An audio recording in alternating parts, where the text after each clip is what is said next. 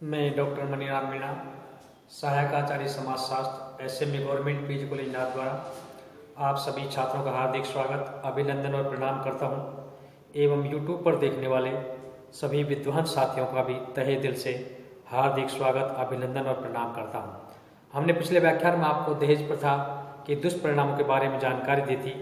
उसी संदर्भ में आगे बढ़ते हुए आज का हमारा टॉपिक है दहेज प्रथा को समाप्त करने के लिए सुझाव, यानी suggestion to end the dowry system, जो अनेक समाजशास्त्रियों, अनेक विद्वानों एवं महाविद्यालय एवं विश्वविद्यालय के अनेक संकाय सदस्यों के मतानुसार एवं उनके सुझाव अनुसार अनेक प्रकार के ऐसे सुझाव हैं जिसके कारण भारतीय समाज में यानी दहेज प्रथा को समाप्त किया जा सकता है।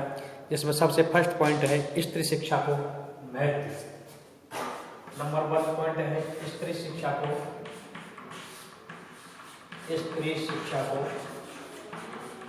महत्व। स्त्री शिक्षा को महत्व यानी दहेज प्रथा को समाप्त करने के लिए यानी बालिकाओं को अधिक से अधिक शिक्षित किया जाए, उनकी शिक्षा पर पूरा जोर दिया जाना चाहिए, जिसके कारण दहेज पर लगाम लग सकती है। क्योंकि हम देखते हैं यानी जो बच्चियां या जो लड़कियां कम पढ़ी लिखी हैं या अनपढ़ है या उनका किसी प्रकार का कोई जॉब नहीं है, उन लड़कियों का दहेज लड़के वाले ज़्यादा मांगते हैं। लेकिन वो लड़कियां जो अच्छी पढ़ी लिखी हैं या कोई सरकारी जॉब करती हैं या कोई अच्छा व्यवसाय बिजनेस करती हैं, उनसे लड़के वाले दहेज की डिमांड नहीं करते हैं। अतः लड़कियों को अधिक से अधिक शिक्षा दी जानी चाहिए। उसके लिए सरकार भी प्रयास कर ही रही है। सरकार भी अनेक प्रकार से लड़कियों को शिक्षा एवं उच्च शिक्षा देने के लिए अनेक प्रकार के प्रलोभन भी देती है। मेधावी छात्राओं को या देवनारायण स्कीम अनेक प्रकार की स्कूटी वगैरह भी देती है, छात्रवृत्ति भी देती है, जिससे उनको आगे पढ़ने में काफ़ी सुविधा भी मिल रही है। लेकिन हर परिवार में उनके पेरेंट्स एवं समाज के सभी लोग ये धारणा बनाएं कि लड़कियों की शिक्षा पर विशेष जोर दिया जाए, जिससे कि दहेज प्रथा को समाप्त किया जा सकता है। सेकंड पॉइंट है जीवन साथी के चयन की स्वतंत्रता। सेकंड पॉइंट है जीवन साथी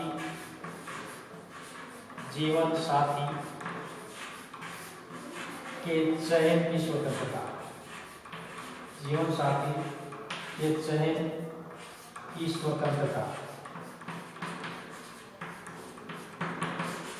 यानी दहेज प्रथा को समाप्त करने के लिए यानी जीवन साथी के चयन की पूरी तरह स्वतंत्रता होनी चाहिए। क्यों भारतीय समाज में इस प्रकार के संस्कार हैं कि जब भी हम किसी बच्चा या बच्ची या लड़का लड़की का विवाह करते हैं तो उनका सारा डिसीजन माता पिता या वृद्ध माता पिताओं के द्वारा या अनेक रिश्तेदारों के द्वारा उनका निर्णय किया जाता है, जिसके कारण वे अपनी इच्छानुसार एक दूसरे का जीवन साथी का चुनाव नहीं कर सकते हैं। यदि लड़का और लड़की को पूरी तरह स्वतंत्रता दी जाए कि वह अपने अनुसार यानी अपने जीवन साथी का चयन कर सकते हैं, तो वे एक दूसरे को समझें, उनके विचारों को समझें और उनका पूरा पता लगाया जाए कि इसको किसी प्रकार का दहेज का कोई लोभ नहीं है या ये भविष्य में भी दहेज मांगने की सोच नहीं सकता है। तो ऐसी स्थिति में जीवन साथी के चयन की स्वतंत्रता भी होना अति आवश्यक है। लेकिन भारतीय समाज की ऐसी परंपरा चली आ रही है, इस प्रकार के संस्कार यानी ढले हुए हैं, जिनके कारण उनको जीवन साथी चयन की स्वतंत्रता नहीं मिल पा रही है, जिसके कारण भी दहेज प्रथा समाप्त करने में काफ़ी दिक्कत आ रही है। अतः जीवन साथी चयन करने की स्वतंत्रता दी जाए तो दहेज को काफ़ी हद तक समाप्त किया जा सकता है। नंबर 3 पॉइंट है अंतरजातीय विवाह को बढ़ाना। अंतरजातीय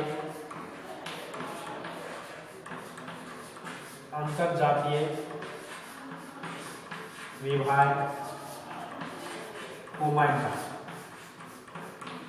अंतरजातीय विवाह को मान्यता, क्योंकि हम देखते हैं कि अंतरजातीय विवाह को मान्यता देना आसान नहीं है। भारतीय समाज की प्रथा और परंपरा इस प्रकार की बनी हुई है कि एक दूसरी जाति में विवाह करना कोई आसान नहीं है, क्योंकि कोई भी समाज उसके लिए स्वीकृति प्रदान नहीं करता है। भले ही बाहर से हम भी ये कहें कि अंतरजातीय विवाह को मान्यता दे देनी चाहिए, लेकिन ऐसा पूरी तरह से संभव नहीं है, क्योंकि एक दूसरे समाज या जाति के लोग उसको स्वीकार नहीं करते हैं और उसका विरोध भी करते हैं। लेकिन जो पढ़े लिखे लोग हैं, उच्च पदों पर हैं, वो कोर्ट मैरिज के द्वारा अन्य दूसरी जाति को विवाह कर लेते हैं और उसके बावजूद भी उनका समाज के द्वारा, माता पिता के द्वारा विरोध तो होता है, लेकिन भविष्य में धीरे धीरे वो नॉर्मल स्थिति पैदा हो जाती है, लेकिन उनमें दहेज का किसी प्रकार की कोई डिमांड नहीं होती है। तो दहेज को समाप्त करने के लिए अंतर्जातीय विवाह को मान्यता देने से दहेज कम हो सकता है, लेकिन इससे पूरा 100% उपाय संभव नहीं है, क्योंकि समाज एवं जातियाँ इस प्रकार के विवाह को मान्यता देने में या मान्यता देने के लिए तैयार नहीं होती हैं। अगला पॉइंट है हमारा प्रेम विवाह को मान्यता। नंबर 4 पॉइंट है प्रेम विवाह को मान्यता। प्रेम विवाह को मान्यता।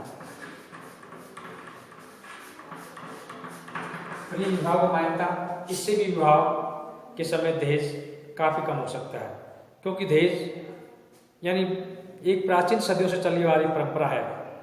भगवान राम का जब विवाह हुआ था महाराज जनक की पुत्री सीता से, तो राजा जनक ने भी अपनी पुत्री सीता के विवाह के समय अनेक प्रकार के हीरा मोती जवाहर यानी उनको उपहार स्वरूप दिए थे। लेकिन वो उस समय तो उपहार के रूप में दी जाती थी ये वस्तुएं, लेकिन आज उसको दहेज का रूप मान लिया है। इसलिए यदि प्रेम विवाह यदि होता है तो उसमें किसी प्रकार का दहेज का कोई बात ही उत्पन्न नहीं हो पाती है। और दहेज और प्रेम विवाह भगवान श्री कृष्ण ने भी रुक्मिणी के साथ प्रेम विवाह भी किया था। ऐसे काफी उदाहरण हैं। यदि प्रेम विवाह को मान्यता दी जाए, अब लेकिन समाज के बुजुर्ग लोग या वृद्ध लोग ये मानते हैं कि प्रेम विवाह सफल नहीं हो सकता, क्योंकि वो माता पिता की उसमें सहमति नहीं होती है।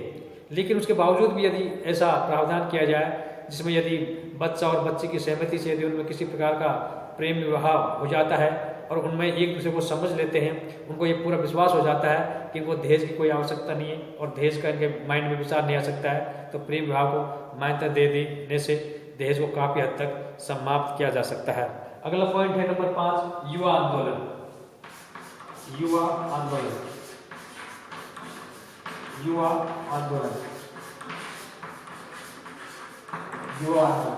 तो युवा आंदोलन दहेज को समाप्त करने के लिए एक बहुत मजबूत कड़ी है, क्योंकि विवाह भी युवाओं का ही होता है और वो युवा ही यानी दहेज मांगते हैं। लेकिन कई बार हम देखते हैं कि लड़के के माता पिता या उनके अन्य रिश्तेदार भी दहेज मांग लेते हैं और वो युवा है जिसकी शादी होने जा रही है वो चुप भले ही रहता है, लेकिन उसकी भी सहमति उसमें कहीं न कहीं दहेज में होती है। तो एक ऐसा युवा आंदोलन किया जाए, युवा ही यदि आगे आ जाएंगे कि हम ने तो दहेज लेंगे और न देंगे, तो वो दहेज अपने आप ही समाप्त हो सकता है, या पूरी तरह समाप्त भी नहीं तो काफी हद तक इसको समाप्त किया जा सकता है। अगला पॉइंट है दहेज विरोधी जनमत। दहेज विरोधी जनमत। दहेज विरोधी जनमत। दहेज विरोधी जनमत। क्योंकि दहेज किसी एक जाति विशेष या एक धर्म या एक समाज विशेष की समस्या नहीं है। यह अधिकांश धर्मों में या सभी धर्मों में या सभी जातियों में दहेज का प्रचलन दिनों दिन बढ़ता जा रहा है, और लड़की वाले और लड़का वाले आराम से दहेज दे भी रहे हैं और ले भी रहे हैं, और वो एक दूसरे को सामाजिक प्रतिष्ठा भी मान रहे हैं। तो एक ऐसा जनमत तैयार किया जाए जिसमें कि यानी दहेज को पूरी तरह से जड़ से उखाड़ दिया जाए। लेकिन कई बार हम देखते हैं जब एक व्यक्ति जब उस लड़की का विवाह करता है तो कहता है कि दहेज के हम विरोध हैं या दहेज नहीं होना चाहिए, लेकिन जब वही लड़के की शादी करने के लिए तैयार हो जाता है तो फिर वो कहता है चुप, या तो चुप हो जाता है या फिर उसके अंदर अभिलाषा होती है कि मुझे दहेज मिलना चाहिए। तो ऐसी स्थिति में दहेज समाप्त नहीं हो सकता है। इसलिए दहेज विरोधी एक पूरी तरह से जनमत तैयार किया जाए जिसके कारण दहेज को समाप्त किया जाए हो सकता है। अगला पॉइंट है हमारा युवाओं को स्वावलंबी बनाने का प्रयास किया जाए। युवाओं को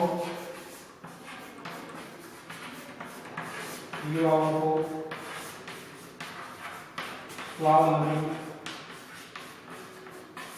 बनाने का प्रयास।